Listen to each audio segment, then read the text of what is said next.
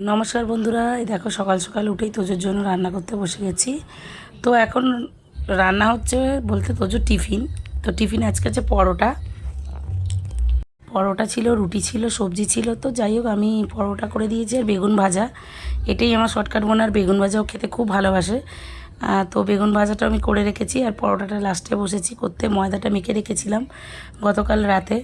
মাখতে চাই না ময়দা, কিন্তু হয় না, সকালবেলা উঠে একদমই করতে পারি না। আমি তাড়াহুড়ো করে কাজ করতে পারি না। এই যে বেগুন ভেজেছি, পরোটাটা যেরমভাবে পরোটা করেছি, কোনোটা রুটির মতো করে বেলেছি। চারটে পাঁচটা করে নিয়েছিলাম একবারে, আমারও খাওয়া হয়ে যাবে সকালের ব্রেকফাস্ট। তো করে ওকে পরোটাটা ভেজে ওকে টিফিন দিয়ে ওকে পাঠিয়ে দিলাম ওর পাপার সঙ্গে। আমি আর যেতে পারিনি। তো আমি এবারে ঘরটা গুছিয়ে আমি বিছনা চাদরের ওপরেই চাদর পাতি আর একটা, কারণ ও সারাক্ষণ তো ড্রয়িং নিয়ে, স্কুল থেকে এসেই ড্রয়িং নিয়ে বসে আর খুব নোংরা করে।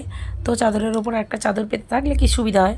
তো ওটা বিছনার চাদরটা আমি পেতে নিলাম ঝেড়ে টেরে। এবারে আমি জামাগুলো নিয়ে বসবো। এই জামাগুলো শুকিয়ে গেছে, জামাগুলোকে সব গোছাবো। গুছিয়ে আমি ব্রেকফাস্ট করে নেবো। পরোটার বেগুন ভাজা আর সঙ্গে চা একটু। তো চাটা আমি করতে পারিনি, ওই পরোটার বেগুন ভাজাই খেয়ে নিয়েছি। তো তারপরে ভাবলাম যে কী রান্না করব, আবার ভাবতে বসেছি। মাছ নিয়ে এসেছি, দেখি কী রান্না করি। মাছের তো কিছু একটা আইটেম করতেই হবে, ভাত করতেই হবে।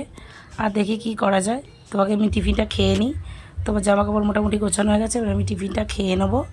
খেয়ে নিয়ে তারপর আমি দুপুরের খাবারের দিকে যাচ্ছি। আর এই দেখো, এই যে তোজোর বাবা এই যে সোফা কাম বেডে এইখানটা শুয়ে টিভি দেখে। তো এটাকেও খোলা, এটাকেও গোছাতে হবে।